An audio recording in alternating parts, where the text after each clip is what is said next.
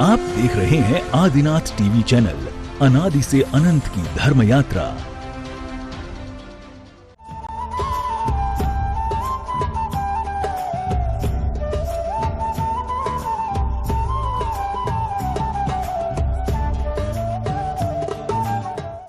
इस कार्यक्रम के पुण्यार्जक हैं श्री कंवरलाल जी महावीर प्रसाद जी, पाटनी, मदनगंज, किशनगढ़, राजस्थान।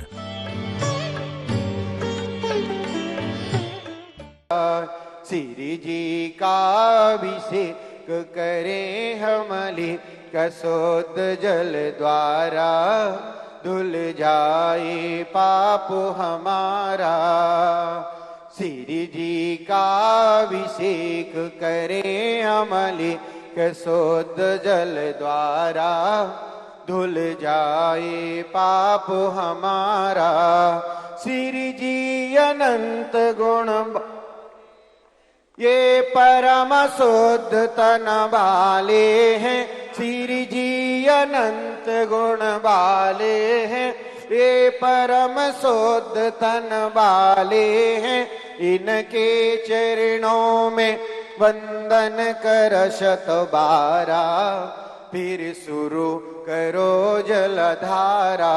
श्री जी का अभिषेक लेक शुद्ध जल द्वारा धुल जाए पाप हमारा।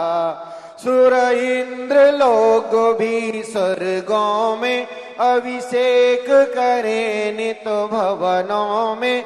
सुर इंद्र लोग भी स्वर्गों में अभिषेक करें नित भवनों में। हे पूजा की रतिमा बिंब सकल सुर द्वारा, स्वर्गों में भी सुखकारा। श्री जी का अभिषेक करे हमली, के शुद्ध जल द्वारा धुल जाए पाप हमारा। त्रैष्टानिक के पर्वों में श्री नंदीश्वर के भवनों में। त्रैष्टानिक के पर्वों में श्री नंदीश्वर के भवनों में। सुरपति भी जाते लेकर शव परिवारा, अभिषेक करें हर वारा। श्री जी का अभिषेक हमली, कसोत जल द्वारा धुल जाए पाप हमारा। श्री जी पर जल जो ढारत है, वगन दोदक सुख कारक है। श्री जी पर जल जो ढारत है, वह गंधोदक सुख कारक है। मैना सुंदरी ने गंधोदक के द्वारा किया क्षण में कोड़ निवारा। श्री जी का अभिषेक करें हमने, के शुद्ध जल द्वारा धुल जाए पाप हमारा। गंगा की धारा पर्वत से गिरती है श्री जी के सिर पे। गंगा की धारा पर्वत से गिरती है श्री जी के सिर पे। इसीलिए तो जग में जन जन द्वारा पूजित है गंगा धारा। श्री जी का अभिषेक करें हमने, के शुद्ध जल द्वारा धुल जाए पाप हमारा। महानुभाव, जिन भी सौभाग्यशाली महानुभावों के भाव जागृह हो, पूज्य गुरुदेव कुछ ही क्षणोपरांत मंचासीन होंगे। उसके पूर्व अगर आप अपने शांति धारा करने की आज अपने आप को मंगल दिन बनाने का सौभाग्य प्राप्त करना चाहते हो, संपूर्ण विश्व के मंगल कल्याण की भावना को लेकर शांति धारा करना चाह रहे हो, तो शीघ्रता से आप अपना नाम हम तक भेजें, जिससे पूज्य गुरुदेव के आने के पूर्व हम आपको बता दें प्रतिदिन के अनुसार अगर आप सर्वक श्रेष्ठी बनने का सौभाग्य प्राप्त करते हैं। मुकुट कहाँ है भैया? मुकुट हाँ, जिनने अभिषेक कर लिया हो शीघ्रता से निवेदन कर रहे हैं कि आप यहाँ अग्रिम पंक्ति में यहाँ के बैठ जाएं। हम बात कर रहे थे श्रावक श्रेष्ठी बनने की।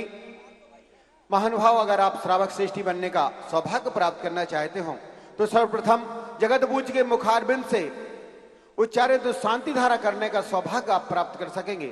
उसके उपरांत जगत पूज्य के पाद प्रक्षालन का सौभाग्य आप प्राप्त कर सकेंगे। हमारे पूज्य बड़े बाबा और छोटे बाबा के चित्र अनावरण दीप प्रज्वलन का सौभाग्य आप प्राप्त कर सकेंगे। उसके उपरांत जगत पूज्य के कर कमलों में सात समर्पण का सौभाग्य प्राप्त कर सकेंगे।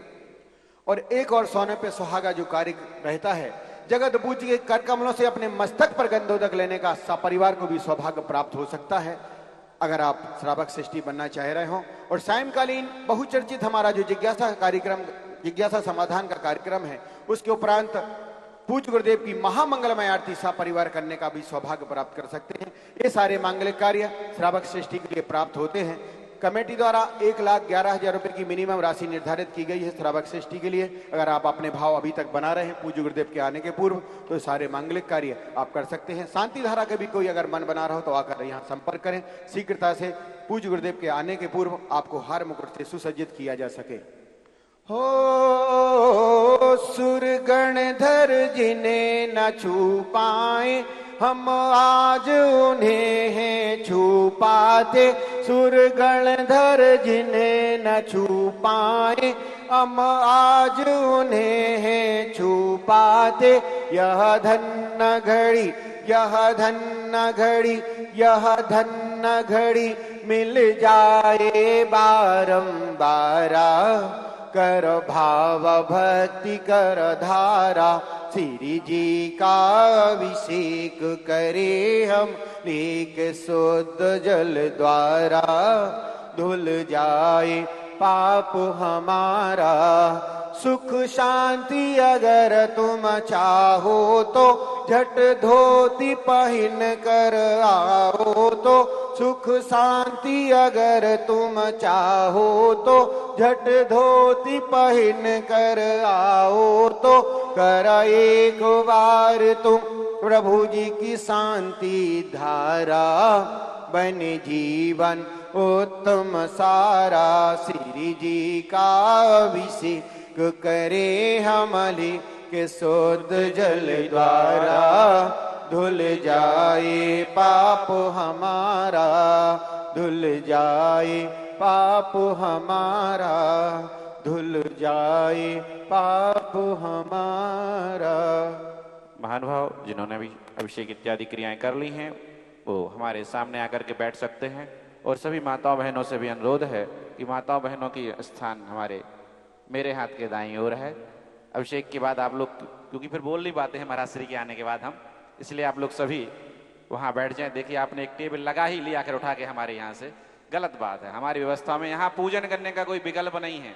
पूजन मंदिर में होती है, यहाँ नहीं होती। यहाँ क्योंकि श्री जी विराजमान नहीं है, और जब श्री जी विराजमान नहीं है तो घर में कैसे पूजन कर रहे हो? अरे पंडित जी, हाँ, लेकिन लाइव का कैमरा तो पंडाल में है ना। हाँ वही बात है, इसलिए यही पूजन होती है। पूजा थोड़ी करनी, लोगों को दिखाना कि हम पूजन करने आए हैं। सामने कर रही है ना, और हमारे यहाँ से टेबल उठा रही तो वहाँ की व्यवस्थाएं भी गड़बड़ हो गई। पुनः निवेदन है पूज्य श्री भी हाँ जी मंचासीन होने वाले हैं। अभी भी जो शांति धारा का मन बना रहे हो शीघ्रता से अपने नाम यहाँ तक भेजें।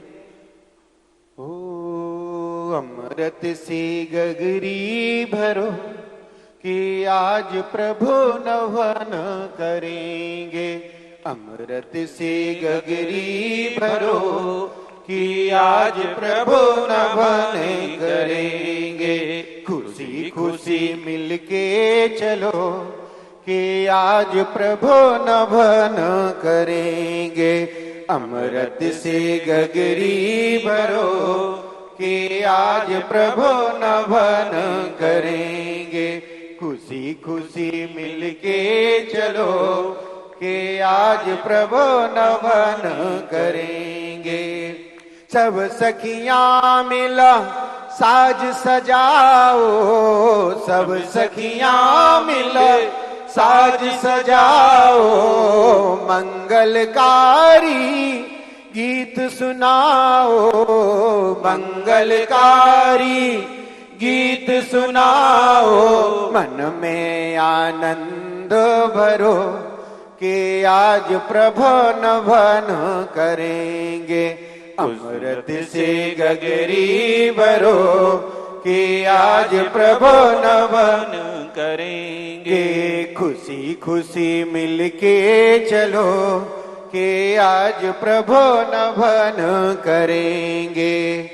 इन दिन रानी हर्ष मनाए, इन दिन रानी हर्ष मनाए, प्रभु जी के चरणन शीश झुकाए, प्रभु जी के चरणन शीश झुकाए।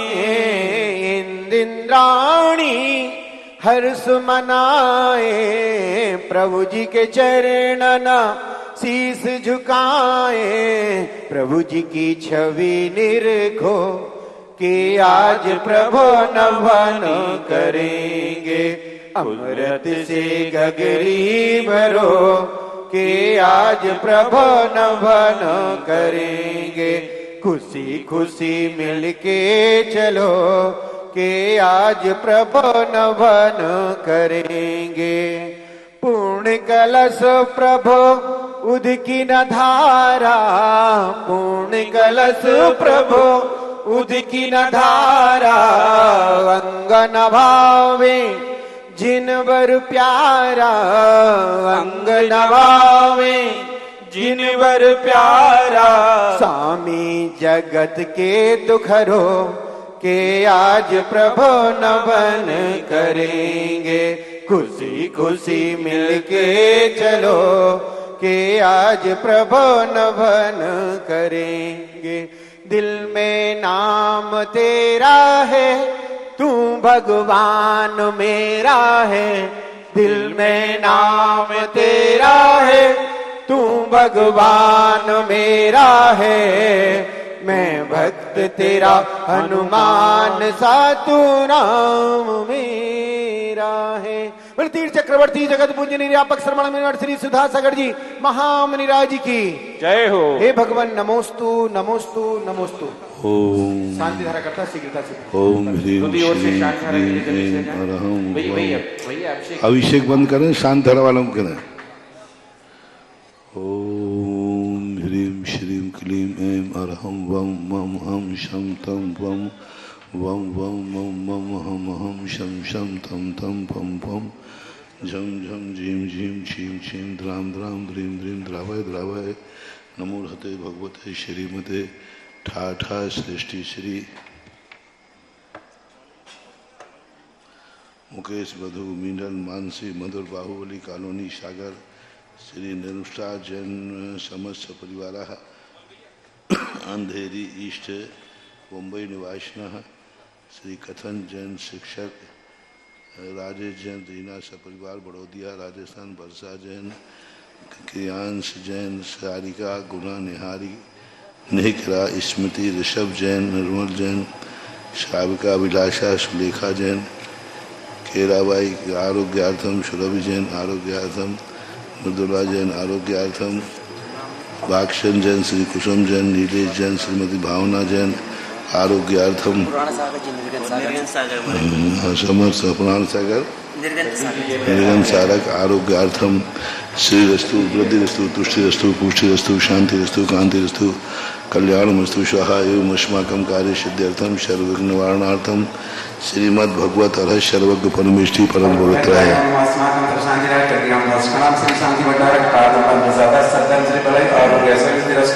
सद्धर्म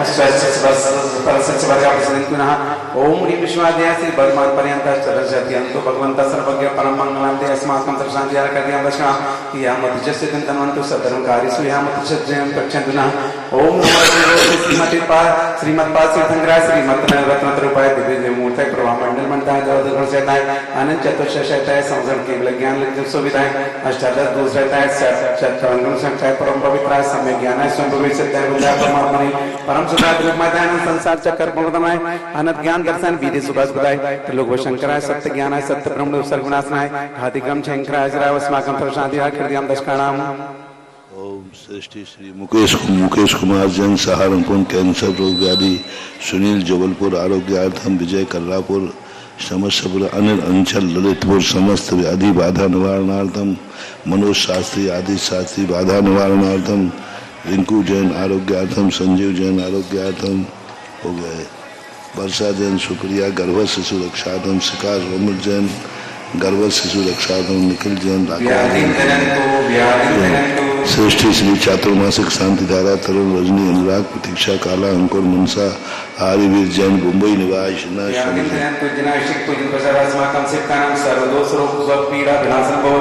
ओम नमो भगवते कृष्ण से दोष समझाए दिव्य तुम शांति ना शांति कराए सारे कोई नाशाय सर्व रोग नाशाय सर्व चिद्रपद नाशाय सर्व शांति कराए। ओम राम भीम रूम राम अस्वसन मंत्र शांति कुरु कुरु तुष्टि पुष्टि च कुरु कुरु स्वाहा मम कामं चिन्तिमिति रति कामं वनि कामं क्रोधं पापं वैरं चे अग्निवायुयं सर्वशत्रु विघ्नं सर्वोपसर्गं सर्वविघ्नं सर्वराजवयं सर्वचतुष्टवयं सर्वग्रहवयं सर्वसिंहादिवयं सर्वग्रहवयं सर्वे दोष व्याधिं डाम्बरं चे सर्वात्मघातं परघातं चे सर्वशूल रोगं कुक्षि रोगं अक्षि रोगं सर्व रोगं ज्वर रोगं कैंसर रोगं सर्व प्रकारं रोगं सर्वनरमारी सर्वगजास भूमसजमारी सर्व सस्य धान वृक्षलता गुल्म पत्र पुष्पलमारी सर्वराष्ट्रमारी सर्वपूर्व बेताल साकनी ढाकनी भयानी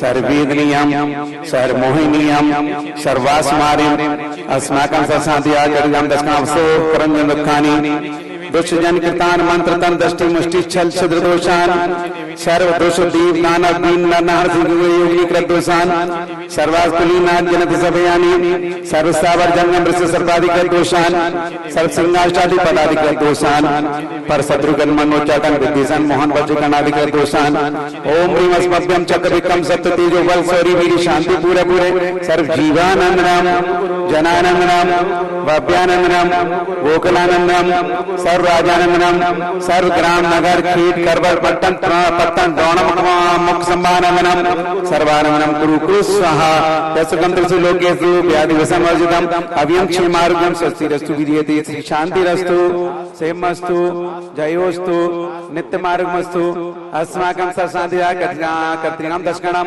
तुष्टिरस्तु श्री कल्पद्रुम महामंडल विधान सान संपन्नार्थम तुष्टिरस्तु पुष्टिरस्तु समृद्धिरस्तु कल्याणमस्तु सुखमस्तु ऐवृद्धिरस्तु दीर्घायुरस्तु कुलगुद्धनानि सदा सन्तु सद्धनं श्री बलायु आरोग्य ऐश्वर्यवृद्धिरस्तु ओम ह्रीं श्रीं क्लीं ऐं मनोसर्जन विद्यैर्नोर्यन्तां मुरं शान्तिं कुरु कुरु स्वाहा ओम ह्रीं श्रीं क्लीं ऐं मनोसर्जन विद्यैर्नोर्यन्तां मुरं शान्तिं कुरु कुरु स्वाहा ओम ह्रीं श्रीं क्लीं ऐं मनोसर्जन विद्यैर्नोर्यन्तां मुरं शान्तिं कुरु कुरु स्वाहा मरमस्य उषानाथ विद्याय नवरहंताणं ह्रौं शव शांतिं कुरु कुरु ओम ह्रीं श्रीं क्लीं ऐं मरमस्य उषानाथ विद्याय नवरहंताणं ह्रौं शव शांतिं कुरु कुरु स्वाहा आयुर्वल्ली विलासं सकल सुखफलैर्द्रागयत्वा सुनल्पं धीरं वीरं शरीरं रूपमं उपनयत्वा तनुत्तचकीर्तिं सिद्धिं वृद्धिं समृद्धिं प्रथयति तरणेश्वर दुच्चै प्रतापं कांतिम शांतिम समाधिम विद्रत जगतामुत्तमा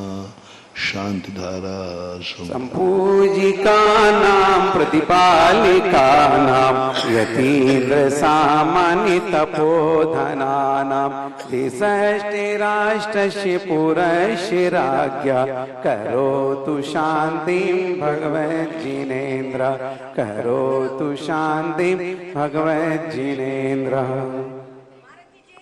चलिए आज के हमारे जो श्रावक सृष्टि परिवार है शीघ्रता से पहुंचे।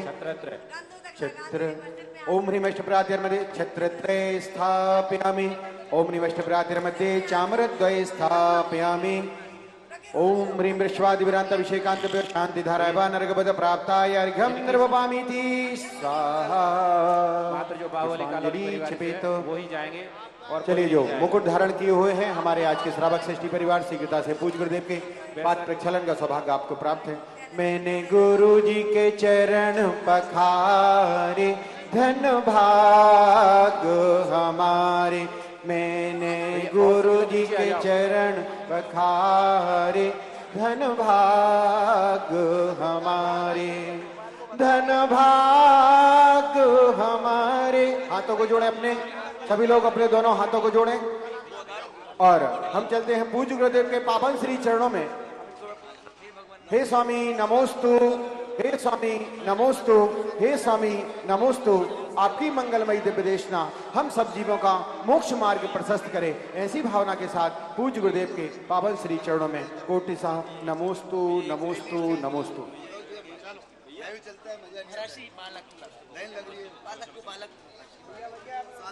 सभी लोग अपने स्थान पर शीघ्रता से बैठे। भैया यहाँ गंदों तक नहीं देना आपको।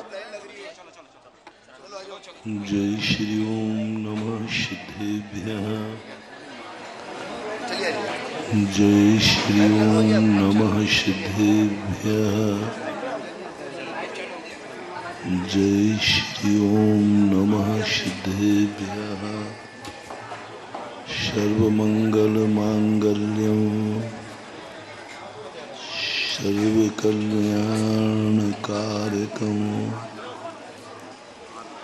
प्रधानं सर्वधर्माणां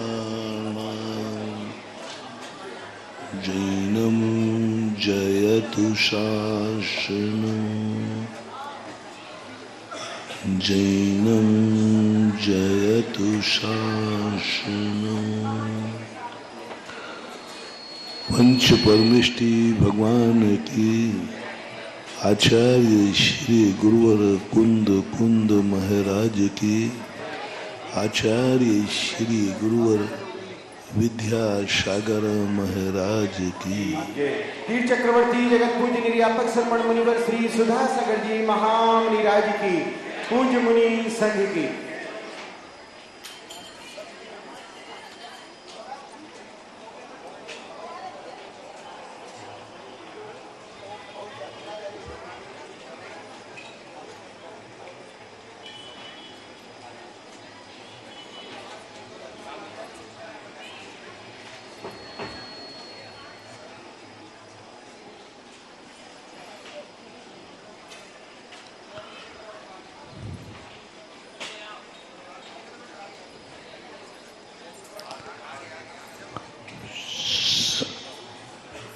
सब लोग शांति से बैठ जाएं।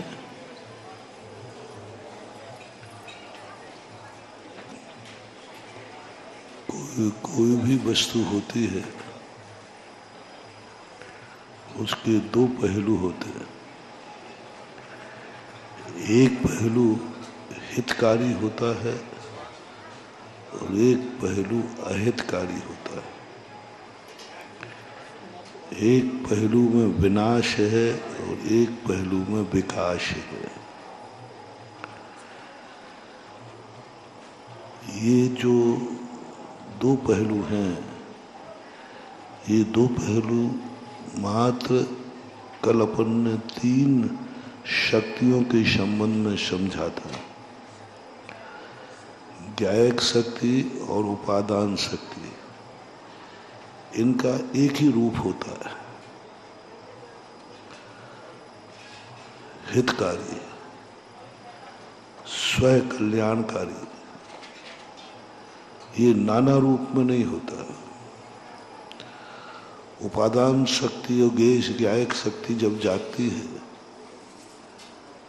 व्यक्ति मात्र एक रूप रहता है, उसमें दो रूप नहीं होते। उपकारी शक्ति जब जागी थी, कल चर्चा की थी, उपकारी शक्ति के दो ही रूप नहीं, अनेक अनेक रूप होते हैं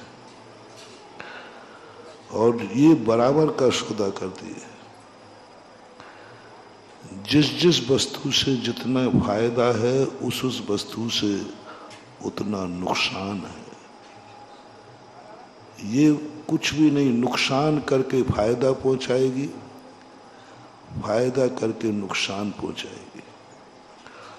उपकारी शक्ति उत्पाद व्यय ध्रुव रूप होती है। दूसरे को बनाएगी तो किसी न किसी को मिटाएगी। इसका नेचर अग्नि के समान है। दूसरे को प्रज्वलित करेगी तो दूसरे को नष्ट करेगी। बराबर एकदम, कुछ ऐसी कोई भी उपकार नहीं है जिसमें किसी ना किसी को हानि न पहुंचती हो। क्योंकि उपकार शक्ति में यदि तुमने किसी को हवा भी दी ना तो किसी न किसी को नुकसान पहुंचाए तभी दे सकते हो। मैं तुम्हें उपदेश दे रहा हूं, किसी न किसी का नुकसान करके तुम्हें दे रहा हूं। हम श्वास भी ले रहे हैं तो किसी का विनाश हो रहा है तब हम श्वास ले रहे हैं। संसार की जितनी भी क्रियाएं हैं ये सब उपकार शक्ति से प्रकट होती है, निमित्त शक्ति से प्रकट होती है। इसलिए कुंदकुंद स्वामी ने कहा, समय सार कहता है उपकार शक्ति भी नहीं चाहिए, क्योंकि उपकार शक्ति में एक की अच्छाई है 100 की भुलाई है। हमने जग की अजब तस्वीर देखी, यहाँ एक रोता है 10 हंसते हैं। कभी कभी एक हंसता है और 10 रोते हैं। कहीं हो ही नहीं सकता। उपकार कोई भी तुम्हारे ऊपर कर रहा है या तुम दूसरे के ऊपर कर रहे हो, नियम से किसी न किसी के ऊपर अपकार जरूर हो रहा है। कोई ना कोई विनाश करेगा। इसलिए पुण्य बंद करते समय पाप का बंद जरूर होता है। एक सैद्धांतिक व्याख्या बता रहा हूं। एक ऐसी दशा है जहां पाप का ही केवल बंद हो, पुण्य का बंद ना हो। एक भी प्रकृति पुण्य प्रकृति नहीं बंध रही है, ये संभव है। लेकिन ऐसा कभी संभव नहीं है कि पुण्य प्रकृति बनते समय पाप प्रकृति का बंध ना हो नहीं सकता। पुण्य के बिना पाप जिंदा है, लेकिन पुण्य का पाप होता ही होता है। ऐसा कोई क्षेत्र नहीं है जहां मात्र केवल धर्मात्मा लोग ही रहते हो। कैसी है ये विचित्र पृथ्वी। अच्छे लोगों को 1 इंच भी जगह नहीं दी गई, 1 इंच भी जगह नहीं दी गई कि यहां मात्र इस प्रकृति ने बांट दिया हो, यहां मात्र अच्छे लोग ही रहेंगे। है ही नहीं। पूरे 3 लोक में कोई भी स्थान ऐसा नहीं। हाँ, ऐसे स्थान जरूर हैं जहां मात्र पापी लोग ही रहते हैं। सृष्टि में पापियों के लिए खूब जगह दी गई, एक भी स्थान ऐसा नहीं है जिसमें कोई पापी जीव ना रहता हो।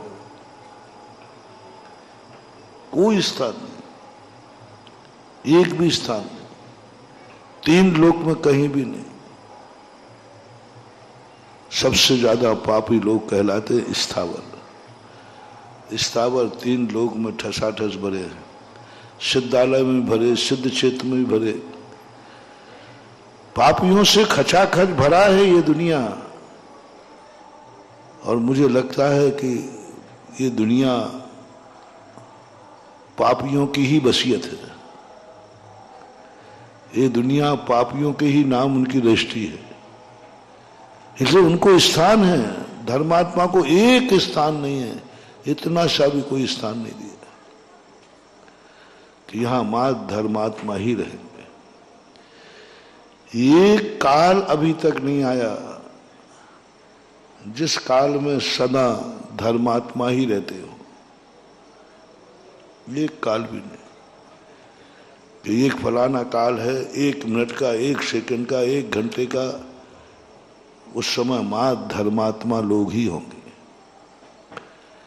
ऐसे काल हैं जहां मात्र पापी लोग ही रहते हैं। 6ठा काल आ रहा है, नरक से आएंगे नरक जाएंगे। ऐसा एक भी काल नहीं जहां से मात्र लोग मोक्ष ही जाते हो। फलाना काल है, इसमें कोई व्यक्ति नरक नहीं जाएगा, कोई कहीं नहीं आए, जो जो मरेंगे वे सब मोक्ष जाएंगे। ऐसा कोई काल नहीं है,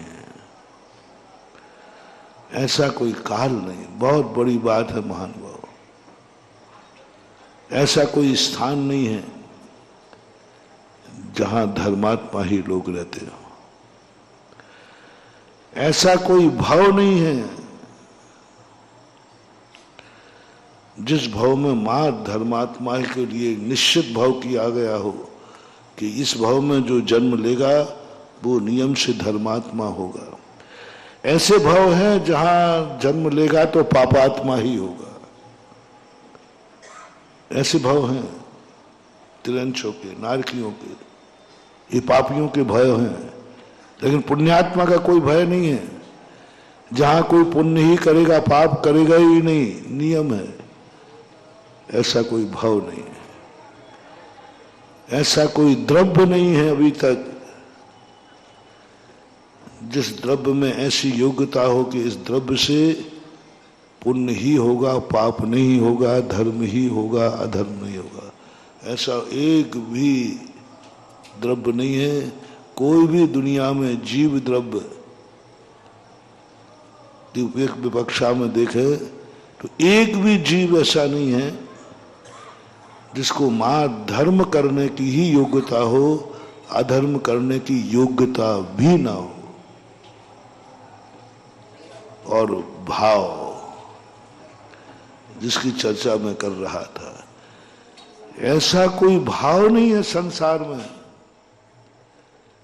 जिस भाव से पाप का बंध न होता हो। ऐसे भाव हैं जिनमें मात्र पाप का ही बंध होता है, पुण्य का बंध नहीं होता। लेकिन अभी तक इतने असंख्यात लोक प्रमाण भाव है, ऐसा कोई भाव नहीं मिला जिस भाव में मात्र पुण्य का ही बंध होता हो। भाव ही नहीं दुनिया में। इन्हें द्रव्य, क्षेत्र, काल, भव, भाव में एक भी स्थान धर्मात्माओं को नहीं। मध्यलोक अपन को रहने की बात गई। सबसे अच्छे इंसान, देखो सब जीव सबसे अच्छा, उसका कोई अस्तित्व नहीं, सब कुछ है। और जब बात आती है कि जीव द्रव्य जो है, मध्यलोक की जब बात आती है, सब 84 लाख योनियों में मनुष्य योनि सर्वश्रेष्ठ है। अच्छी श्रेष्ठ जो वस्तुएं होती हैं, मनुष्यों को रहने का कोई स्थान नहीं है। ये 3 लोक में मनुष्यों को कोई स्थान नहीं रहने को। नारकियों के लिए 6 पृथ्वियां हैं, 7 पृथ्वियां हैं नारकियों के लिए। 7 पृथ्वियां पापियों के लिए। देखो इस दुनिया की सबसे बड़ा जमींदार कौन है? नारकी। सबसे बड़े जमींदार है नारकी, वो भी पापी है। सबसे ज्यादा जमीन नारकियों के पास है। पूरे 3 लोक की सारी पृथ्वी मिलाई जाए तो सबसे बड़ी पृथ्वी क्षेत्र नारकियों का ज्यादा है, बहुत बड़ा ज्यादा। देव तो बगैर पृथ्वी रहते नहीं है, लेकिन कोई एक पृथ्वी तो अलग से देते कि यहां मां धर्मात्मा रहेंगे, मनुष्य रहेंगे। अपन लोग कायदा से ये जमीन नारकियों की है, ऊपर छत पे अपन को रहने की छूट दी। नारकी कम से कम कितने भले आदमी हैं, बेचारे इस मनुष्य को कोई जगह नहीं मिलती है ही नहीं, तो कहा ठीक है हमारी छत पर ले जाओ। अपन प्रथम नारकी का नाम है रत्न प्रभा नाम की पृथ्वी है, और अपन रत्न प्रभा नाम की छत पर बैठे हुए। नीचे वो नरकों का, ऊपर छत पर बैठे। यानी पृथ्वी का एक, ये 3 लोक में एक भी बख्शा नहीं है कहीं धर्मात्मा को 2 फुट जगह तो दे देंगे भाई तुम्हारा यहां पर धर्मात्मा ही रहेगा, नहीं, कोई व्यवस्था नहीं। और अधर्मियों को भर दिया, राजुओं से राजू दिया, नो दिया जेब को 3 लोग दे दिया, नित्य को दे दिया 1 लाख 1 योजन वाला, लेकिन मनुष्यों को नहीं दे सके। क्यों? क्यों? क्योंकि तुम महान हो, क्योंकि तुम जो जो महान बनता जाएगा वो उतना ही कंगाल होता जाएगा। ये प्रकृति का नियम है। तुम धर्मात्मा बनोगे, ना तुम्हारे लिए द्रव्य है, ना क्षेत्र है, ना काल है, ना भव है, ना भाव है, क्योंकि तुम धर्मात्मा हो। और ये बहुत बड़ा, अपन सोचते हैं कि ये सिद्धांत नेचुरल प्रकृति से है। जो जितना बड़ा होता जाएगा वो उतना ही असहाय होता जाएगा। कोई मतलब नहीं, कोई उसका कुछ भी नहीं। जैसे हम मुनि महाराज लोग कुछ भी नहीं है, क्योंकि हम बड़े आदमी हैं, हम अच्छे आदमी हैं, हम धर्मात्मा हैं। जो जितना धर्मात्मा होता जाएगा वो उतना ही सब तरफ से रहित होता जाएगा। और जो जितना ज्यादा सहित होता जाएगा वो उतना ही अधर्मी होता जाएगा। जिसके पास ज्यादा क्षेत्र हो वो अधर्मी, और जिसके पास 1 इंच भी जगह ही नहीं हो वो धर्मी। जैसे मनुष्य के पास 1 इंच की जगह, हम शादियों के पास 1 इंच भी जगह नहीं, क्योंकि धर्मी है। और जिनके पास जितनी बड़ी जमीन है वो अधर्मी। हम परिभाषा बना रहे हैं, जैसे नारकी, जैसे निगोदिया जी, पूरा 3 लोग दे दिया, बोले रहो जहां रहना है वहां रहो। पुण्यात्मा जीव का स्थान निश्चित है। जैसे जैसे पुण्यात्मा बनता गया तैसे तैसे क्षेत्र कम होता गया। जैसे जैसे जैसे वो स्थावर से त्रस बना, तैसे ही पूरे 3 लोग से समेट कर कहा तू त्रसनाली से बाहर नहीं जाएगा, क्योंकि तू पुण्यात्मा बन गया है। और यदि पुण्यात्मा में और यदि संगी पंचेंद्री बना तो और क्षेत्र सीमा, पूरी त्रसनाली में नहीं जाएगा वो। और यदि वो संगी पंचेंद्री बना तो सीमित, और उसमें भी मनुष्य बना तो मैंने बता ही दिया कि मात मध्य लोग। जितने तुम अच्छे आदमी बनोगे, द्रव्य क्षेत्र काल भाव तुम्हारा सब कुछ सीमित छोटा होता जाएगा। और जितना ज्यादा व्यक्ति का वैभव छूटता जाएगा उतना ही ज्यादा वह ऊपर उठता जाएगा। कोई स्थान नहीं है तुम्हें इसी क्षेत्र का, इसी संसार में रह करके आनंद लेना है। अलग से कोई भी आए भी, निगोदिया जी ठसाठस भरे सिद्धालय में, वो स्थान भी पापियों से खाली नहीं है। इसलिए धर्मात्मा बनने का अर्थ है तुम्हारे नाम से कुछ भी नहीं होगा तभी धर्मात्मा कहलाओगे।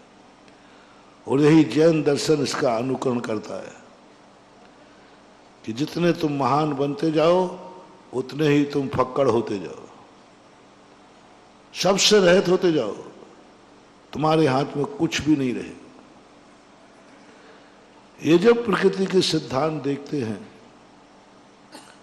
देखो तो आश्चर्य होता है कि धर्मात्माओं के नाम से कुछ भी नहीं।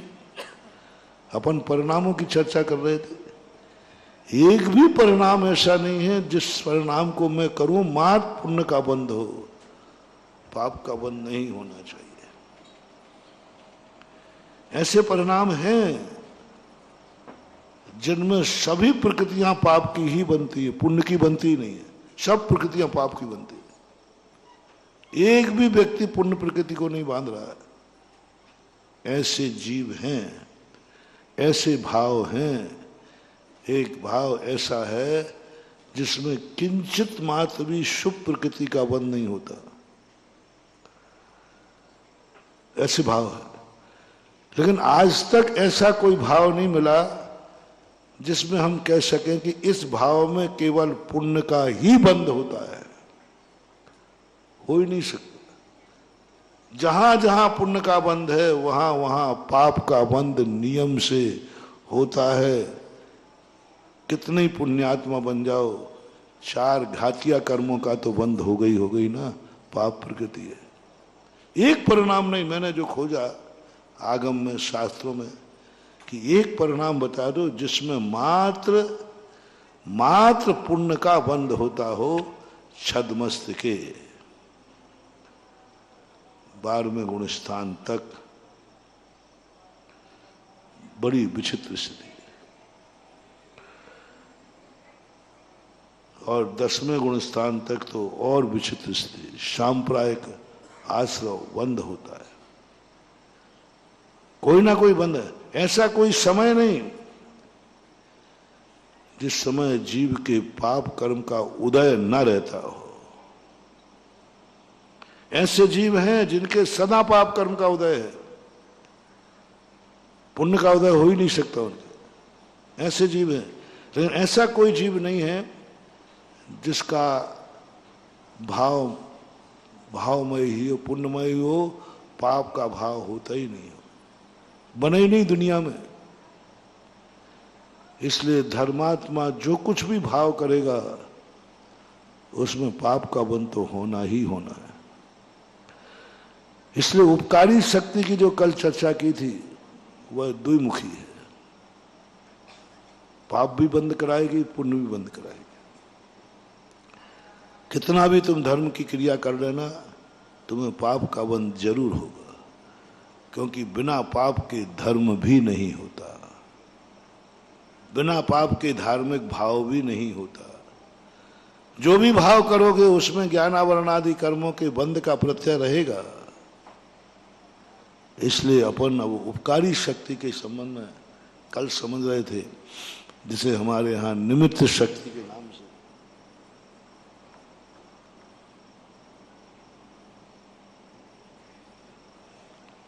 जाना जाता है। अब फैसला अपन को करना है कि तुम्हें एडजस्ट होना है। तुम्हारे नाम से कुछ भी नहीं है। तुम कहो साहब हम कहाँ बैठे हैं, आपके नाम कोई स्थान नहीं है। सबके लिए पापियों के नंबर डले हैं, ये पापी यहाँ बैठेगा, ये पापी यहाँ बैठेगा, यहाँ पुण्यात्मा है साहब हम कहाँ बैठे हैं, बोले कोई स्थान नहीं तुम्हारे लिए। इसी का नाम संसार है। जहां अधर्मियों को तो स्थान मिले और धर्मात्माओं के लिए कह दिया तुम्हारे लिए कोई स्थान नहीं है। धर्मात्मा के पापियों को समय है, धर्मात्मा का कोई समय नहीं, कोई नंबर नहीं इस संसार में। धर्मात्मा कहाँ बैठेगा, पूछेगा आप धर्मात्मा है कि अधर्मी, पुण्यात्मा है कि पापात्मा। तुमने कहा पापात्मा, वेलकम, आइए, तुम्हारी सीट पहले से निश्चित है, यहां बैठिए। और तुमने जैसे ये कहा मैं पुण्यात्मा हूं और मैं जैन धर्म को मानने वाला हूं, हमारी सीट कहाँ है, बोले इस संसार में पुण्यात्माओं की सीट नहीं होती मूर्ख। इस संसार में पुण्यात्माओं की सीट नहीं होती। ये संसार पुण्यात्माओं के लिए नहीं है। तो अपना नंबर पूछ रहा है कि मैं धर्मात्मा हूं, या तो धर्म छोड़ फिर तुझे सीट नंबर देता हूं। बहुत बड़ी बात है महानुभाव, छोटी मोटी बात नहीं है। मोटिवेशन, आपको धर्म बनना है तो इस दुनिया में आपके नाम से 1 इंच भी जगह नहीं मिलेगी। स्पष्ट कह दिया जाएगा इस संसार में धर्मात्माओं को कोई स्थान नहीं है। और तुमने कहा कि मैं पापी हूं, जितना अपने आप को पापी बताओगे उतना ही ये प्रकृति कहेगी तुझे कितनी जमीन चाहिए, जितनी चाहिए उतनी ले ले, तुझे जहां चाहिए वहां ले दे, क्योंकि तू पापी आत्मा है। संसार पापी आत्माओं के नाम से रजिस्ट्री करता है। जितना चाहिए 3 लोग चाहिए ले ले, क्योंकि तू पापी है। पुण्यात्मा के लिए कोई काल निश्चित नहीं किया गया कि इस काल में इतने बज के इतने मिनट पर व्यक्ति पुण्य करेगा। उन्होंने कहा कोई साहब हम कब पुण्य करें, कब सामयिक करें, कब प्रतिक्रमण करें, कब धर्म करें। तो प्रकृति कहती है तुम्हारे नाम के लिए हमारे पास 1 सेकंड भी नहीं है, क्योंकि तुम धर्मात्मा हो। संसार में जो भी परिणमन समय हो रहा है वो पापियों के लिए हो रहा है, तुम पुण्यात्माओं के लिए नहीं, धर्मात्माओं के लिए नहीं। यदि तुम कहो कि मैं पापी हूं तो मैं आपको जितना समय का उतना दे दूंगा। जितना समय, पापियों को समय ही समय है प्रकृति में, पूरा छठा काल पापियों के लिए।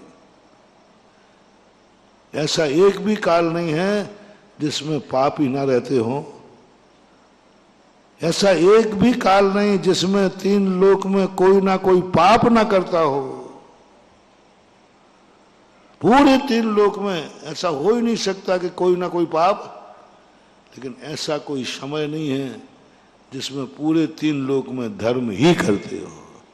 समझ में आ रही ना?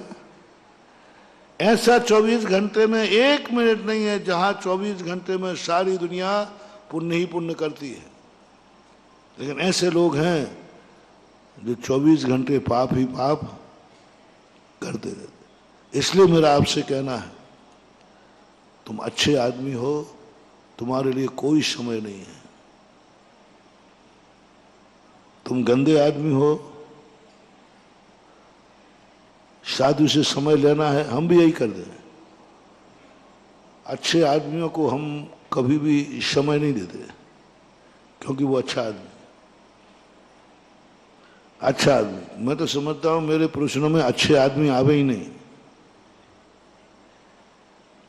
जितने बिगड़े हुए हों, बुरे लोग हों, वो मेरे प्रवचन में आए तो हमारे प्रवचन का अतिशय होगा, चमत्कार होगा।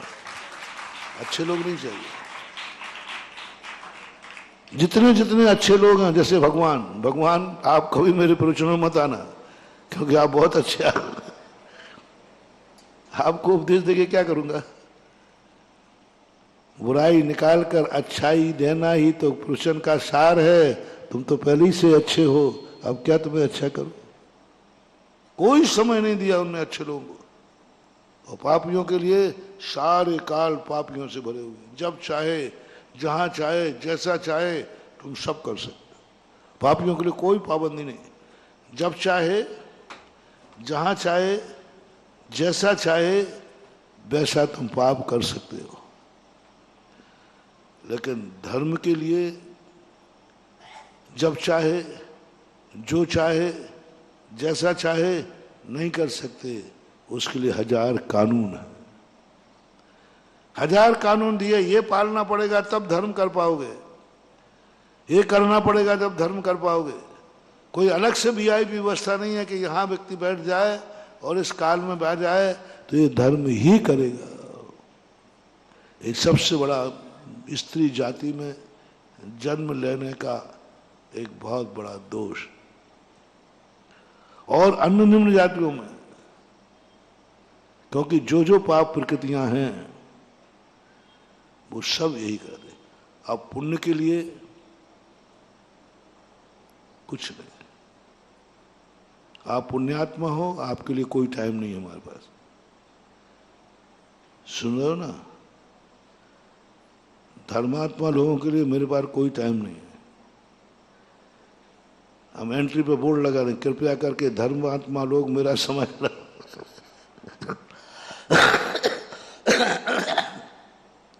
अब इतनी कटिंग करके बाहर सब चला देना।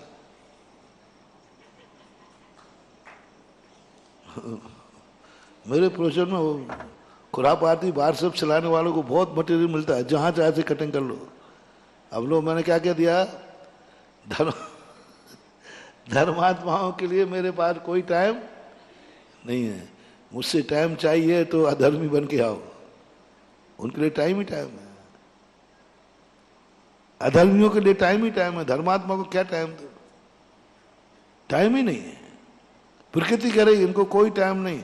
6 कालों में एक भी काल धर्मात्मा के नाम नहीं किया कि ये काल में मात्र धर्मात्मा ही धर्मात्मा रहेंगे, नहीं किया।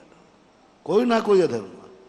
अरे सब जगह ठीक है, यहां मुंह देखी हो सकती है, लेकिन एक कर्म सिद्धांत को जब मैंने सोच रहा था, मैंने कर्म सिद्धांत तू तो थोड़ा सोच,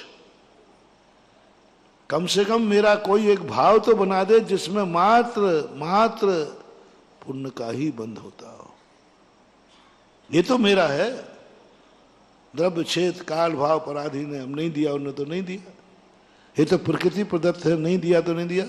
भाव तो मेरा है, मुझे वह भाव चाहिए जिसमें मात्र मात्र पुण्य का ही बंध हो, पाप का बंध नहीं।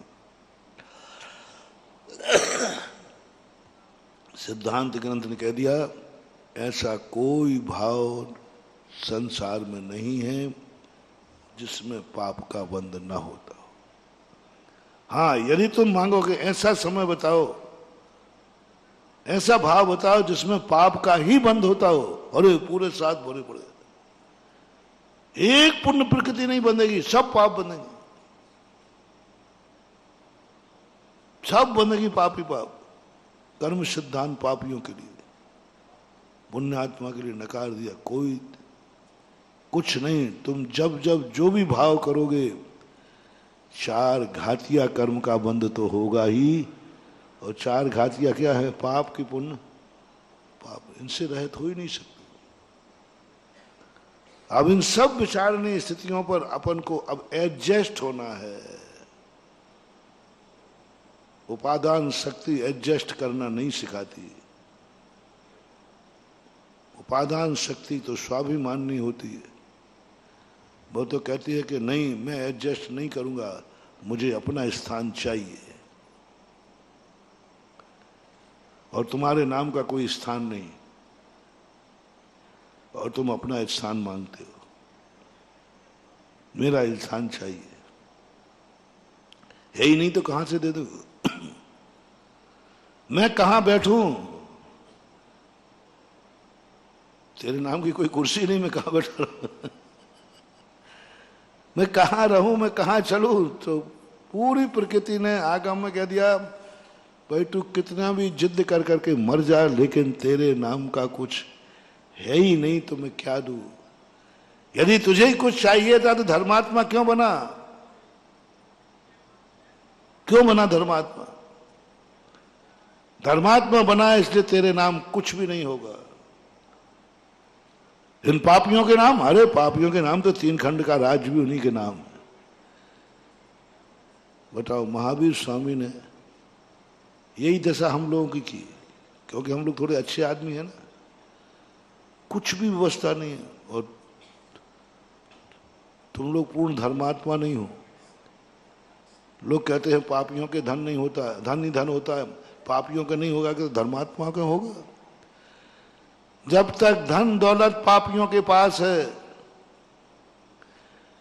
जब तक धर्मात्माओं के पास कुछ भी नहीं है, तभी तक इस दुनिया में सुख की श्वास ले लो।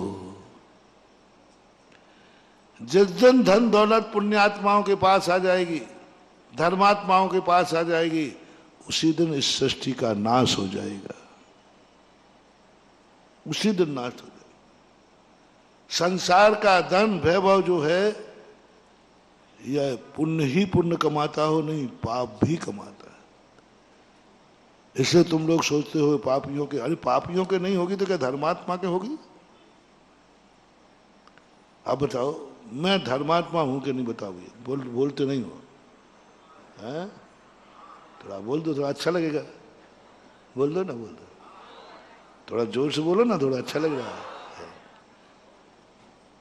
तो हमारे पास तो एकाध तो मकान होना चाहिए, थोड़ी बहुत तो जायदाद होना चाहिए, कम से कम रोटी का कम से कम क्या महावीर स्वामी ने मचा रखा है?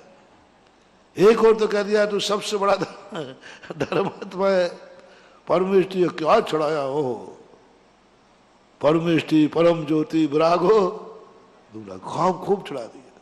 परमेष्टि है तो बहुत है, अब बड़ा आदमी है तो कुछ ना कुछ तो वैभव होगा। हाँ, दुनिया तो यही जानती है कि बड़ा आदमी हो वो वैभव है। एक व्यक्ति बनारस से पढ़ के आ रहा है, बड़ा आदमी, जगतपुर, विश्वनाथ, और जो टाइटल देना वो दिए ही हैं, तुम नहीं दो तो दिए। अब इतना ऊंचाई उठाने के बाद तो दुनिया की दृष्टि से देखें तो ये तो इसके पास तो सारी दुनिया का रिमोट कंट्रोल होगा, सबसे बड़ा आदमी होगा।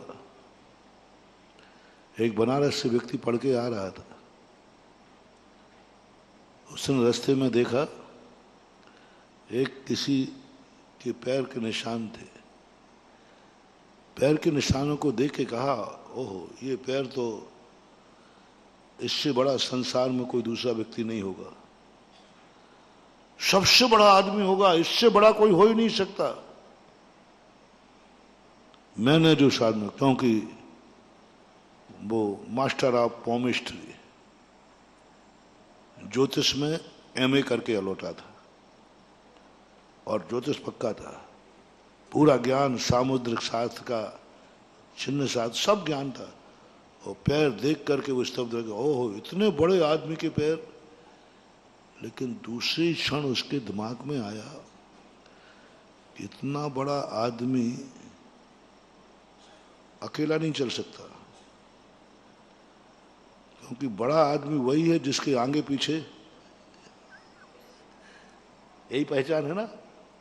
अरे भाई, उनकी बारात में कितने लोग थे, आजकल पूछने लगे, मरते समय बैठक में कितने लोग थे। यानी बैठक से अंदाज लगाया जा रहा है कि कौन आज छोटा आदमी मरा है कि बड़ा आदमी मरा है। ये पहचान है, ये अकेला रह ही नहीं सकता, ये तो इतना बड़ा आदमी है। और सही है, व्यवहार में आप देखना, बड़ा आदमी कभी अकेला नहीं होगा, वो जहां जाएगा उसके साथ कुछ ना कुछ जाना ही चाहिए। ये नैतिकता है, सभ्यता है। राजा कभी अकेला नहीं जाता, जाना भी नहीं देना चाहिए। बड़े आदमी कभी राष्ट्रपति बाहर निकलता है, कभी अकेला निकलना नहीं चाहिए, निकलना कानून है।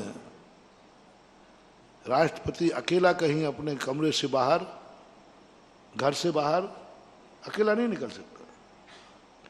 आप लोग निकल सकते हो, उसी राष्ट्रपति भवन का चौकीदार अकेला, राष्ट्रपति अकेला नहीं निकल सकता, उसके साथ। ये नैतिकता एक स्टेटस से बनाया है। लेकिन ये अकेला कैसे होगा, ये तो दो ही पैर दिख रहे हैं। और दूसरी बात है, ये नंगा पैर क्यों चला होगा। ये बड़ा आदमी इतना है, इसके पैर कभी नंगे पैर चल ही नहीं सकता। इसके तो मखमली जूते होंगे, रत्न जड़े होंगे, ये तो काले नंगे पैर चल रहा है। अब उसका दिमाग खराब हो रहा है। और वो भी, ये तो राजधानी की तरफ पैर जाना चाहिए, तो जा रहे हैं जंगल की तरफ। अब उसको अपनी पढ़ाई पे संदेह हो गया कि इतना बड़ा आदमी ऐसा कैसे संभव है। उसने कहा चलो देखते हैं। वो उन पैरों के निशान के पीछे चलता गया, चलता गया, चलता गया।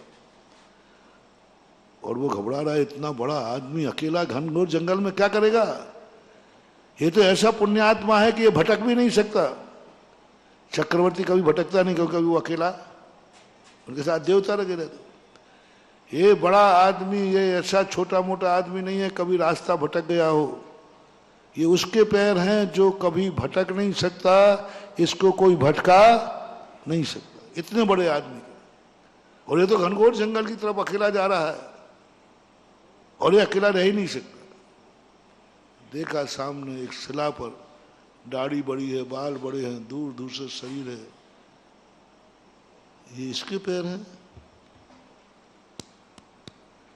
करम ठोक दिया, मेरे 16 साल बर्बाद हो गए। मास्टर ऑफ पॉमिस्ट्री सब बेकार हो गए, जिंदगी खराब हो गई, बर्बाद हो गई। जो मैंने पढ़ा था यहां उल्टा देख रहा हूं। इससे बराबर दरिद्र फकीर तो कोई हो ही नहीं सकता। ये तो भिखारी से भी गए बीता है। और चिन्ह क्या बोल रहे हैं, इससे बड़ा कोई सम्राट नहीं हो सकता। और सामने बैठी हुई मूर्त क्या क्या कर रही है, इससे बड़ा कोई कंगाल नहीं हो सकता। और उसने करम ठोक लिया ऐसे, और करम ठोक के चिल्लाया, मैं बर्बाद हो गया, मेरी जिंदगी खराब हो गई। महाराज ने आंख खोली,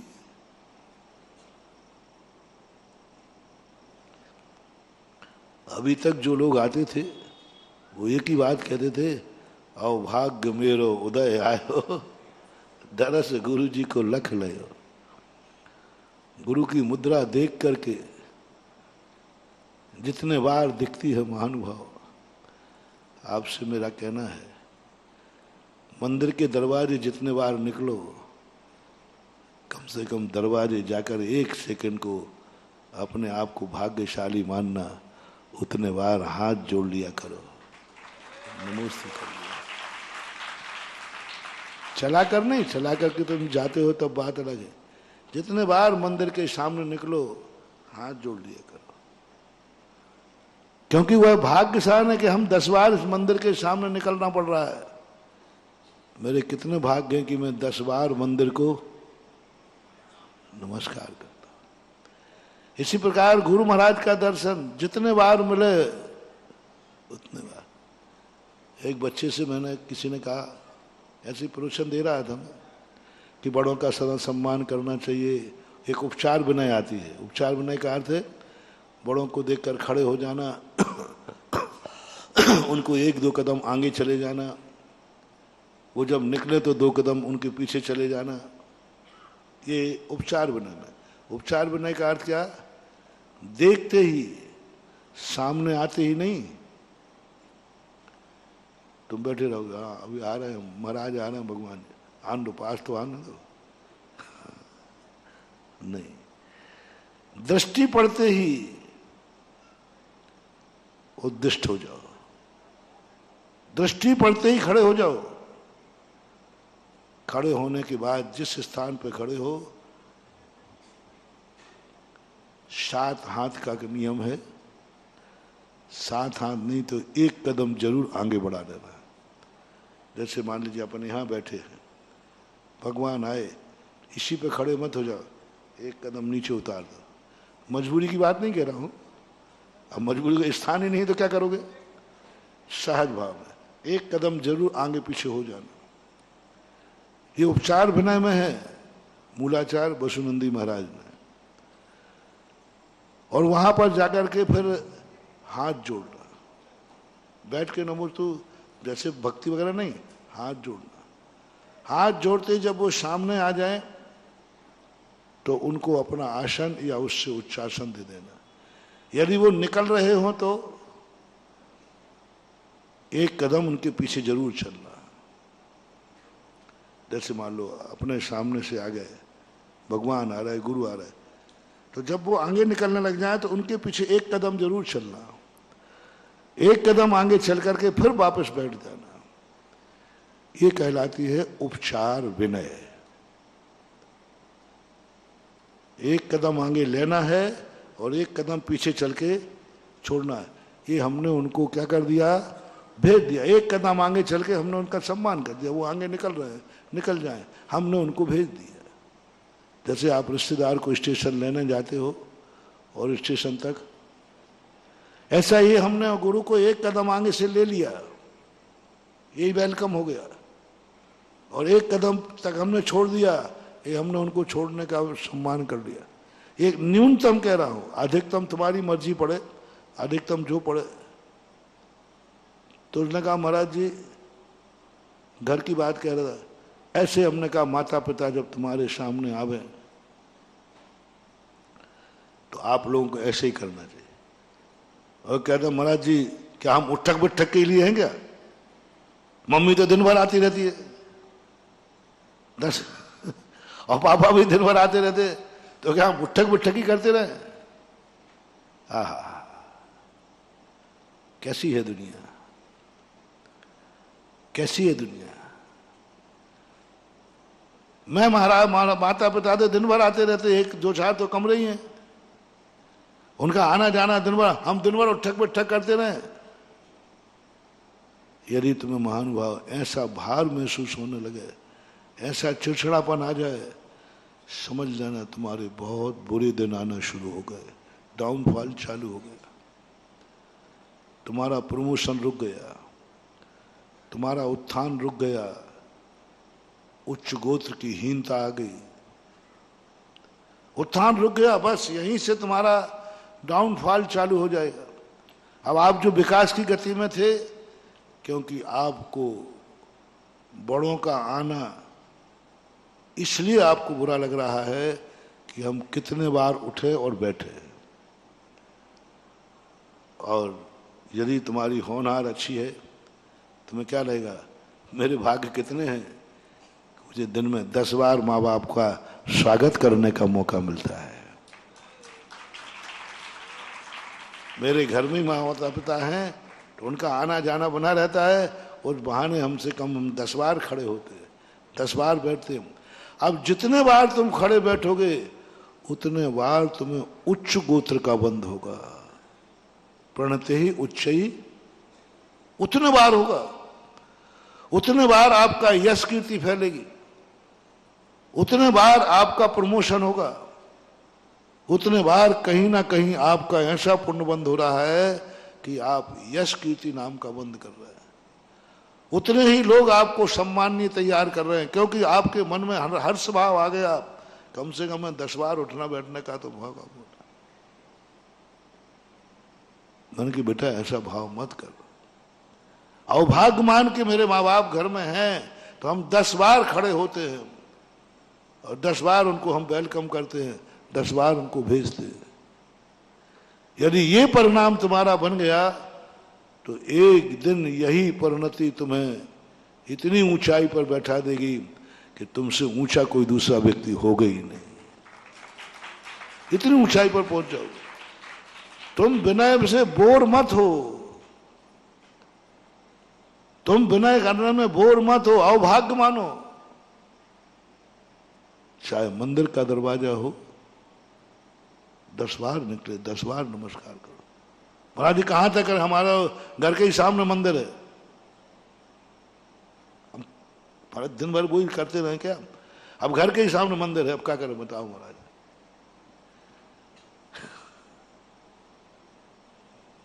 आ गया ना चिड़चिड़ापन,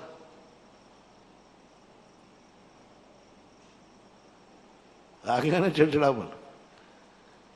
घर से जितने बार निकलो उतने बार नमस्कार करो, घर में जितने बार घुसो उतने बार नमस्कार करो। हाँ महाराज ऐसा करता हूं, मैं अपना मकान ही बेच देता हूं, कहीं दूसरी जगह रह लूंगा। अरे भगवान, जिन भगवान का दर्शन करने के लिए मुनिराज भी आते, जिन भगवान का दर्शन करने के लिए देवता आते, चैत्य भक्ति में आते ना, कित्रमा कित्रिम दोनों चैत्यानंद, जिनको दुनिया दर्शन करने आ रही है। और मेरे भाग्य तो देखो कितने हैं कि मेरे सामने दरवाजे में भगवान हैं। हम 10 बार नमस्कार करते हैं, 10 बार हाथ जोड़ते हैं, 10वें बार तुम्हें पुण्य बंद होगा। कोई ने 1 बार किया तो 1 बार पुण्य हुआ, तुमने किया 10 बार तो 1 ही बार पुण्य बंद होगा कि 10 बार? अरे तुझे 10 बार मिल रहा है। जब मैं शिखर जी गया, पूज्य गुरुदेव के साथ में था, और वहां जाकर के एक मैनेजर थे, ऐसे बैठे थे एक दिन दर्शन करने। मैंने कहा मैनेजर तुम तो भाग्यवान आदमी हो कि तुम्हें नौकरी तो हर व्यक्ति कहीं ना कहीं करता है, लेकिन तुम भाग्यवान हो, सम्मेश शिखर की मैनेजर बन रहे हो। मैंने तो जिंदगी में पहली बार शिखर जी आया हूँ, अब दोबारा का कोई भरोसा नहीं। आपको शिखर जी में नौकरी कर रहे हो। कितनी वंदनाएं कर ली, कितनी वंदनाएं कर ली। उसको लगभग हम जब पहुंचे तो उसको 13 साल हो चुके थे। बोले महाराज जब आया था तो पहले दिन वंदना करने गया था, उसके बाद आज तक नहीं गया। मैं स्तब्ध रह गया। मैंने कि भगवान क्या है, दिया तले अंधेरा।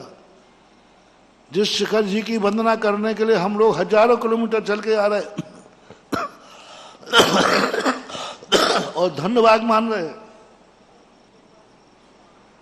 और ये भला आदमी क्या कर रहा है? 13 साल में 1 बार भी नहीं, दिवाली को भी नहीं, 10 लाख क्षण में भी नहीं, पारसना निर्माण महोत्सव में नहीं। और मैंने कहा कि भैया तुझे इतने भाव नहीं आ रहा है। अब महाराज यहीं रहता हूं, क्या भाव करूं? नहीं मान लो। मैंने उनको संबोधन किया। मैं एलक अवस्था में था उस समय, उनको बहुत संबोधन किया और अंत में एक नियम दे आया, कम से कम साल में एक बार वंदना कर लिया करना, आओ भाग मान के कर।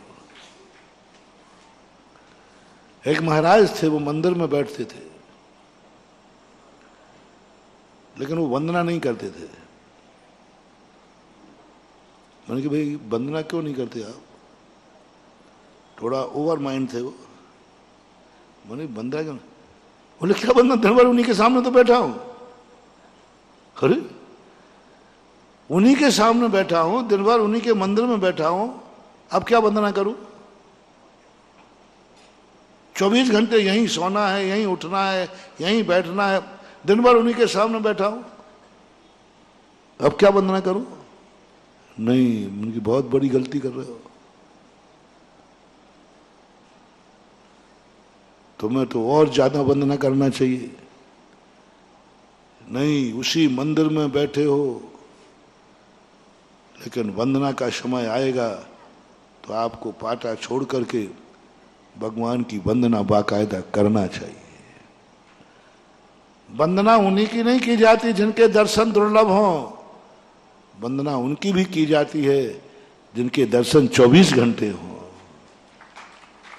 24 घंटे दर्शन हो, भगवान सामने बैठा हो। हम लोग तो ज्यादातर मंदिरों में बैठते।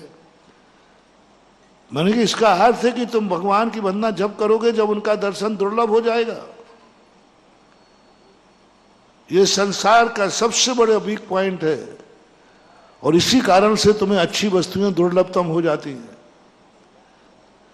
तुम्हें कोई चीज दुर्लभता से मिले तुम उसकी कीमत बढ़ा देते हो, उसका मूल्यांकन बढ़ जाता है। अरे बड़ी मुश्किल से मिला है, और वही वस्तु यदि तुम्हें सुलभता से मिल जाए तो अति परिचयात अवज्ञा जायते। ये मूर्खों की गाथा है, ये अज्ञानियों की गाथा है। अति परिचयात अवज्ञा जायते, अति परिचय होने पर अवज्ञा चालू हो जाती है। ये मूर्खों का है। और ज्ञानी व्यक्ति जितना जितना परिचय बढ़ेगा उसकी उतनी उतनी विनय बढ़ेगी, उतना उतना बहुमान बढ़ेगा। ऐसा लगेगा कि वो हो मैंने कितने भाग किए। आप अटेंडेंस बनाना महानुभाव, सब लोग अपने अपने अंदर की बात देखना। पहले साधुओं के दर्शन नहीं होते थे, राजा तरसते थे, मंत्रियों को भेजते थे जाओ जंगलों में ढूंढो कहीं एक बार मुनि मुद्रा का दर्शन हो जाए, जीवन धन हो जाए, एक बार हो जाए, बस मुनि मुद्रा एक बार देखना चाहता हूं, बस तरसते थे। जंगल जब भटकते थे कहीं मिल जाए, लेकिन दुर्लभतम दुर्लभ था दर्शन। उनके परिणाम ऐसे होते। पंडितों ने देखो क्या लिखा, वे गुरु कब मिले हैं, क्या वर्णन किया ध्यानत राय ने। तारण तरण जहाज वे गुरु कब मिले हैं, ते गुरु मेरे उर्वशो मेरी हरहूं पातक वीर, जिनके अनुग्रह बिन कभी न कटे, करम जंजीर ते साधु मेरे उर्वशो मेरी हरहूं पातक वीर। इनके भजन पढ़ के लगता है कितने तड़प रहे थे, कितनी वेदना थी, कितना मूल्य था इनके सामने, कितना मूल्य था इनके सामने। दुर्लभ थी। आओ आपके सामने दुर्लभ है कि सुलभ? बोलते नहीं, थोड़ा बोलना। हाँ, यही गलती हो गई, यही गलती हो गई कर्मों की, यही गलती हो गई सृष्टि की, यही गलती हो गई हम लोगों की कि आचार्य से की यही गलती हो गई कि उन्होंने ज्यादा मुनि बना दिए। थोड़ा सुनना चाहता हूं। हाँ महाराज यही गलती हो गई, यही गलती हो गई, ज्यादा महाराज बना दिए ना, ये गलती हो गई।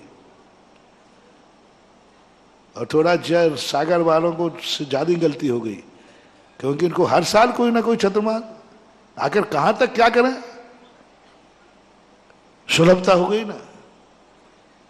अभी कितने लोग होंगे इस सागर में जिन्होंने कहो,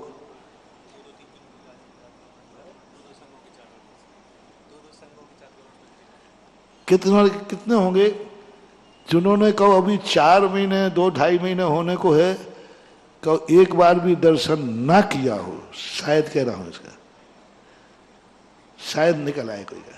हम नहीं कह रहे नहीं नहीं ऐसा कोई नहीं, चलो एक बार किए होंगे बस, प्रवेश में कर गया हो, जाओ मंगलहाट बैठो पधारो आप, जा रहे।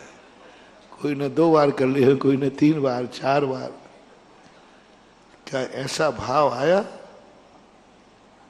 कि ये दुर्लभतम वस्तु है? उन पूर्वजों को, हमारे पूर्वज वो थे जो इनके दर्शन करने के लिए दुर्लभ था, मुश्किल था, और कितने लोग मर गए जिनकी निगोड़ी आंखें मुनि मुद्रा के दर्शन नहीं कर पाई। ऐसे लोग हुए हैं बीच में जिनकी आंखें तरस गई मुनि मुद्रा को देखने के लिए, लेकिन मुनियों के दर्शन, ऐसा युग आया था। मेरे कितने भाग्य हैं, कितना मैंने पुण्य कमाया कि मुझे मुनियों का दर्शन इतना सुलभ हो गया, इतना सुलभ हो गया। दिन में जब भी मौका मिलेगा हम तो बार बार दर्शन करेंगे, क्योंकि सुलभता से कहीं मूल्य कम ना हो जाए। मोटिवेशन, किसी सुलभ वस्तु का मूल्य कम ना हो जाए, नहीं वही वस्तु तुम्हें दुर्लभ हो जाएगी। मंत्र बनाओ, किसी वस्तु की, अच्छी वस्तु की सुलभता से कहीं तुम्हारी तरफ से उसका मूल्य कम ना हो जाए, अनादर का ना हो जाए, कोई आदर में कमी ना आ जाए। इसका परिणाम क्या निकलेगा? जब वस्तु सुलभ हो गई तो आपके आदर में कमी आई, आपके उसके मूल्य में कमी आई। आपने कहा ठीक है कल नहीं परसों कर लेंगे, अभी तो दिवाली तक है। ये भाव तुम्हारे अंदर आ गया। एक दिन नहीं गए प्रवचन को तो क्या होगा? मंदिर कहीं भगा थोड़ी जा रहा है। एक दिन प्रवचन सुनने नहीं जाएंगे तो क्या फर्क पड़ता है? कोई नहीं जाएंगे दर्शन करने, क्या बात है महाराज कहीं वो। ये भाव यदि तुम्हारे अंदर आ रहा है, बहुत महत्वपूर्ण बात है महानुभाव। ये भाव भी आ रहा है महाराज, तो अब 4 महीने हैं, एक दिन दर्शन करने नहीं जाएंगे तो क्या बात होगी? प्रतिदिन जा रहा हूं, एक दिन नहीं जाऊंगा। और एक बार तो कराया सुबह सुबह, अब क्या शाम को जाना? क्या प्रवचन सुनना? एक दिन नहीं सुनेंगे, रोज को तो सुन रहा हूं। यदि ये भाव तुम्हारा आ रहा है, अपने जीवन में नोट कर लेना, बस यह वस्तु तुम्हें दुर्लभ हो जाएगी। तुमने एक बार कहा था एक दिन नहीं सुनूंगा तो क्या होगा? ये प्रवचन दुर्लभ हो जाएगा, ये मुनि महाराज दुर्लभ हो जाएंगे, चतुर्मास दुर्लभ हो जाएगा, मुनि दर्शन दुर्लभ हो जाएगा। उसी समय जब तुमने कहा कि एक दिन नहीं जाए तो क्या, महाराज तो है ही। और एक और कह दिया, अब यही महाराज थोड़ी है, कोई दूसरे महाराज मिल जाए अपनों का घर में। हाँ,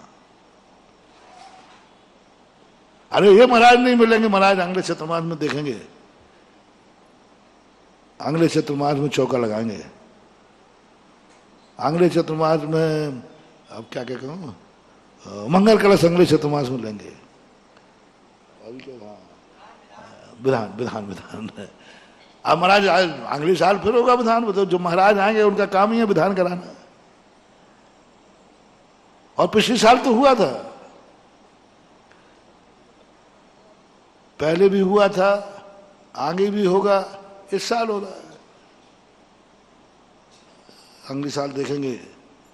यदि ये भाव तुम्हारा आ गया, कभी भी किसी धार्मिक अच्छे कार्य में आप अपने जीवन को नोट कर लेना, वह चीज तुम्हें दुर्लभ हो जाएगी। तुमने कहा ना इस साल नहीं अगले साल कर लेंगे, अगले साल तुम्हारा यही कर्म का बंध हो गया। अगले साल तुम्हारे जीवन में वो विपदा आएगी कि तुम विधान होगा लेकिन विधान में बैठने लायक नहीं रहोगे, ये आज ही बंद हो गया, क्योंकि तुमने अब दुर्लभ कर दिया, अब दुर्लभ हो गया तुम्हारा। इसी समय तुमने ये कहा हर साल होते हैं विधान, ये शब्द आते उसी समय कर्म बंद हो गया। अब तुझे ये विधान दुर्लभ होगा, विधान तो होगा लेकिन तू बैठने लायक नहीं रहेगा। ऐसी समस्या पैदा हो जाएगी, तरसेगा तू कि मेरी भावना है विधान में बैठूं, लेकिन परिस्थितियां सामने होंगी, परिस्थितियां सामने होंगी, वो परिस्थितियां तुझे बैठने नहीं देगी। कोई अवधि ज्ञानी मुनिराज मिल जाए तो पूछ लेना, वो कहेंगे एक बार तू बैठने की अनुकूलता थी लेकिन तूने कह दिया था विधान तो हर साल होता है, कभी बैठ जाएंगे, तूने अनादर किया था, इसलिए सुलभ वस्तु दुर्लभ हो गई। हर साल तो चतुर्मास मिलता है, अब चतुर्मास तो होते रहेंगे लेकिन तेरे जीवन में ऐसी विपदा आएगी कि अगले चतुर्मास में तू लाभ नहीं ले पाएगा। कोई ना कोई विपदा आएगी, कोई ना कोई ऐसी परेशानी आएगी, तुझे बाहर रहना पड़ेगा।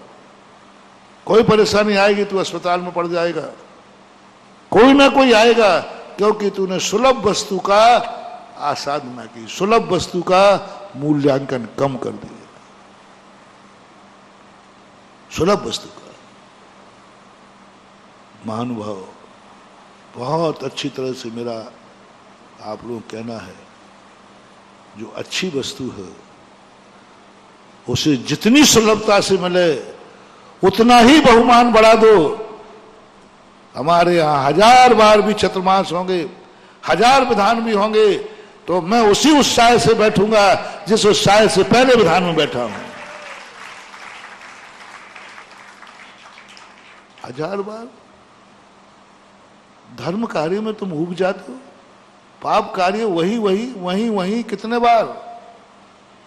बारात में जाते ना महाराज ये बताओ कितने बार हम विधान में बैठे, आप आज बता दो ना, नहीं तो बार बार आपका काम तो डांट नहीं है, बताओ कितने बार बैठने में आप संतोष हो जाओगे।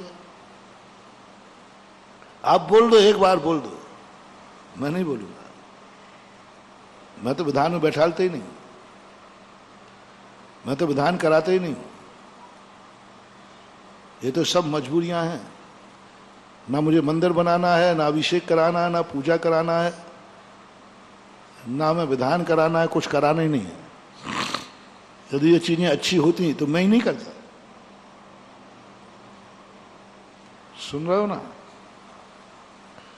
अभिषेक करना अच्छा होता तो मैं ही नहीं करता, मंदिर बनाना अच्छा होता तो मैं ही कमाता, क्या कोई साधु बनता, कमा के मंदिर बनाता, पाप नहीं करता। अरे तुम्हें क्यों विधान में बैठाना, मैं खुद ही विधान में बैठता ना। इसका अर्थ है कि ये सब चीजें जो मैं करा रहा हूं, मेरा मन नहीं है कि मैं ये सब कराऊं, मेरा नहीं है कि मैं मंदिर बनवाऊं, मैं मंदिर की प्रेरणा दूं, सही कह रहा हूं। मेरा मन नहीं है कि मैं तुम्हें अभिषेक का उपदेश दूं, बिल्कुल मन नहीं दे रहा है, मन मार के दे रहा हूं, मन मार के दे रहा हूं। तुम्हें मंदिर में बुलाऊं ये भी मन नहीं होता मेरा, मन मार के बुलाता हूं। ये विधान करा रहा हूं, नहीं कराना मुझे, मन मार के करा रहा हूं, मन मार के करा रहा हूं। बहुत बड़ी विडंबना है। और जो चीज मन मान के कराई जाए उसके पीछे कोई ना कोई, महाराज जब मन नहीं है तो फिर आज से नियम ही ले लो ना, हम किसी को अभिषेक का उपदेश नहीं देंगे, पूजन का उपदेश नहीं देंगे। आप नियम ले लो तो बहुत बड़े जगत का कल्याण हो, सबसे ज्यादा मंदिर तुम ही बनवाते हो। महाराज आप नियम ले लो, आज के बाद हम कोई मंदिर नहीं बनू, मन तो यही है, लेकिन मैं मजबूर हूं, मैं क्या करूं, मन बिल्कुल भी नहीं है मेरा। ये विधान में कराऊं नहीं, कभी भी कराने की जरूरत ही नहीं पड़े, बिल्कुल पक्का कह रहा हूं, मेरा मन बिल्कुल भी नहीं। ये पंडाल का डेकोरेशन इतना बिल्कुल मेरा मन नहीं है, बिल्कुल भी मन नहीं, सही कह रहा हूं, बिल्कुल भी मन नहीं है। बहुत मजबूर हूं, कितना दुखी हूं मैं, ये मेरी आत्मा जानती है। ये विधान करा करके मैं कितना दुखी हो रहा हूं, ये मंदिर बना करके मैं कितना दुखी होता हूं। बनवाने के बाद प्रतिष्ठा करता हूं, रो रो के करता हूं। तुम्हें अभिषेक बुलाता हूं, जितना तुम भगवान पर लोटा डालते हो उतने तो मेरे अंदर आंसू निकल जाते हैं। बहुत मजबूर हूं, बहुत दुखी हूं। तो कोई कह रहा हो महाराज ले लो ना नियम, आप भी शांति से बैठो, हमारे भी प्राण बचाओ।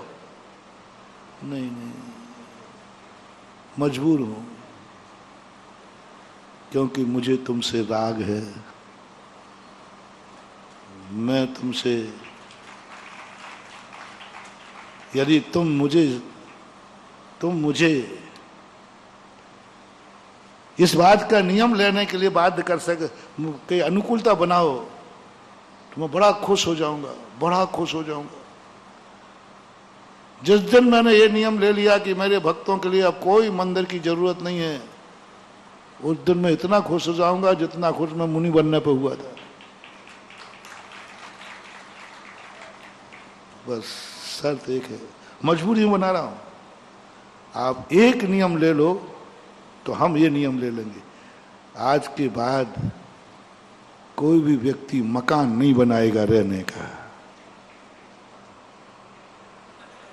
मैं कम सुनता हूं, थोड़ा आवाज नहीं आई। काहे को मंदिर में बड़ो मंदिर बनाना करे। तुम एक नियम लो महाराज, आज के बाद मैं नियम करता हूं, आज के बाद मैं अपनी जिंदगी में कोई मकान नहीं बनाऊंगा। मैं नियम करूंगा आज के बाद कोई, एक नियम तुम और एक नियम हम। वायदा कर रहा हूं, तुम हिम्मत हो तो वायदा करो। ना तुम बनाओगे, ना बच्चों को बनाने दोगे, ना बाप के बने में रहोगे। चल जाएगा? बोलते नहीं हो? नहीं चलेगा? क्यों नहीं चलेगा? आदेश दे रहा है तुम्हारा गुरु, टेक टू ऑर्डर। और बेटा मकान बनाया तो हम एक और कर रहे हैं, अभी नियम ले नहीं रहा हूं, धमकी दे रहा हूं थोड़ा। यदि आज के बाद सागर में किसी जनी ने मकान बनाया तो मेरा आमरण अनशन होगा। अब मेरे प्यारे मुनि भक्तों, हमें जिंदा रखोगे? हाँ, मालूम है सब बेटा। मकान में काम कोई कहेगा भैया महाराज ने क्या, अरे महाराज ने नियम ले लिया तो क्या, मरे तो मरे, उनको क्या है, हमारा मकान तो बन रहा था, बनेगा। तुम क्या कहोगे बोलो? यदि मैं तुम्हें बाध्य करूं कि मकान मत बनाना तो तुम्हारा जवाब क्या होगा? महाराज मैं भी मानता हूं नहीं बनाना चाहिए, लेकिन मैं मजबूर हूं। बिना मकान के हमारी गृहस्थी चलने वाली, हमारी सुरक्षा, महाराज आप समझो बात को। आप बाबा जी बन गए हो, मकान जरूरी है, मजबूरी है। तो जैसा गुरु आज्ञा होने पर भी तेरा मकान बनाना मजबूरी है, ऐसे ही तुम्हारा कल्याण करने के लिए हमें मंदिर बनवाना मजबूरी है हमारी। तुम्हारी वो मजबूरी है, हमारी ये मजबूरी है। क्योंकि जब तुम पाप करोगे तो हमें नहाने का इंतजाम करना ही पड़ेगा। मकान बनना बंद हो जाए, कितने मंदिर बनाओगे? मैं यही तो पूछता हूं, तुम कितने मकान बनाओगे रे? कितने मकान बनाओगे? इस कार्यक्रम के पुण्यार्जक थे श्री कंवरलाल जी महावीर प्रसाद जी, पाटनी, मदनगंज, किशनगढ़, राजस्थान।